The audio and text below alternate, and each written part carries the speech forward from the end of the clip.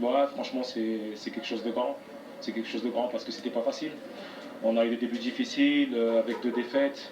Les gens n'y croyaient plus, mais on s'est battu jusqu'au bout et franchement, je pense que c'est amplement mérité, sachant que le Congo, c'est une grande nation du football, comme tout le monde le sait, et je pense que des huitièmes de finale sans le Congo, c'était plus des huitièmes de finale.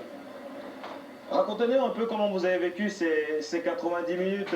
On a un peu tout entendu, certains n'avaient pas trop envie de regarder, d'autres étaient plus dans les calculs. Vous, personnellement, vous l'avez vécu comment cette rencontre?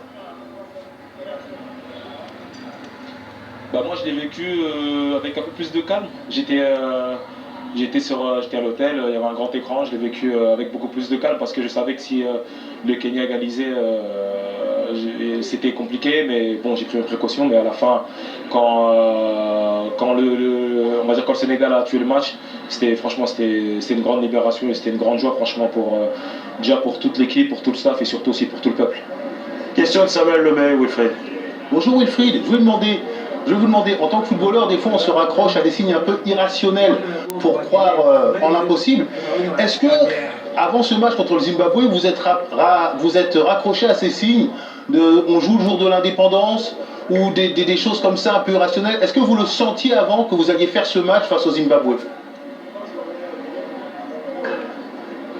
Bonjour. Franchement, pour être sincère avec vous, oui, on y croyait parce que on savait qu'on avait les capacités de le faire. Et c'est vrai que c'est tombé un jour très spécial pour nous, c'est le jour de l'indépendance. Les gens attendaient cette victoire, ils avaient besoin aussi de fêter le jour de l'indépendance avec une victoire. Et on y croyait parce qu'on savait qu'il y avait des possibilités. On voulait pas partir avec le regret de se dire qu'on n'a pas tout donné jusqu'au bout, on n'a pas essayé parce que au vu de la situation, si on avait perdu, on serait en train de regretter. Et voilà, franchement, Dieu merci, tout s'est passé comme, on va dire, comme on l'a souhaité sur le dernier match. Dernière question, Wilfried, c'est une symbolique très forte, Samuel l'a dit, le jour de l'indépendance, le 30 juin, cette victoire 4-0 face au Zimbabwe. Le président de la République compte même venir vous voir pour la suite de la compétition. Qu'est-ce que vous avez à dire là ce soir au peuple congolais qui vous soutient, qui sera derrière vous plus que jamais pour la suite de la compétition? Moi, ce que je peux leur dire déjà, c'est déjà merci pour leur soutien. Merci pour leur soutien. C'était pas évident, on a passé des moments très difficiles. Mais je voudrais vraiment les remercier parce qu'ils ont su nous pousser vers l'avant. Ils ont su nous donner cette force qu'on avait besoin pour justement pour nous surpasser au match d'hier. Et que je pense que le match d'hier, c'était un tournant dans la compétition. Ça nous a remis en confiance. Et on va tout donner vraiment comme on l'a fait hier pour aller le plus loin possible, pour les rendre encore plus heureux que comme on l'a pu le faire hier. Et vraiment qu'ils aient confiance en nous parce qu'on va vraiment tout donner. Merci Wilfried, félicitations à vous encore une fois. La République démocratique du Congo jouera les huitièmes de finale. Merci également à François Martinet qui nous a permis de réaliser cet entretien. On retourne devant le stade du 30 juin pour aller retrouver Claude Roy. Claude, la République démocratique du Congo qui vient de nulle part et qui se qualifie pour le prochain tour. Ouf, un gros ouf de soulagement pour les hommes de Florent Ibenge. Oui, j'ai longuement parlé avec Florent après le match hier. Vous dites jour de l'indépendance en RDC 30 juin, dans le stade du 30 juin, en plus ici au Caire.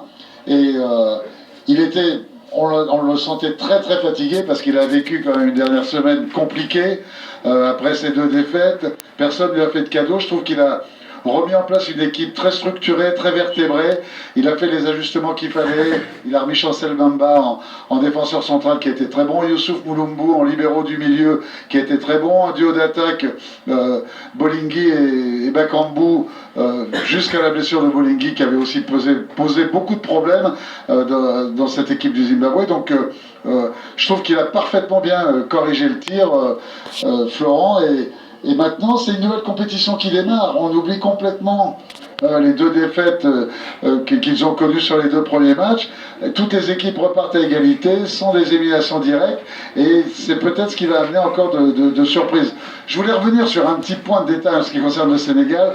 Quelque chose de très important pour voir la qualité mentale de Sadio Mané, c'est qu'au moment du 2e pénalty, Kouyaté est venu Konaté. C'est vrai on l'a un petit peu perturbé pour vouloir tirer le pénalty à sa place, parce que pour certains de ses coéquipiers, ils avaient perdu un peu de confiance en lui sur cet exercice. Il a gardé le ballon sous le bras, il n'a pas tremblé, il l'a tiré parfaitement. Ça veut dire que lui aussi, il est prêt à aller très loin dans cette compétition.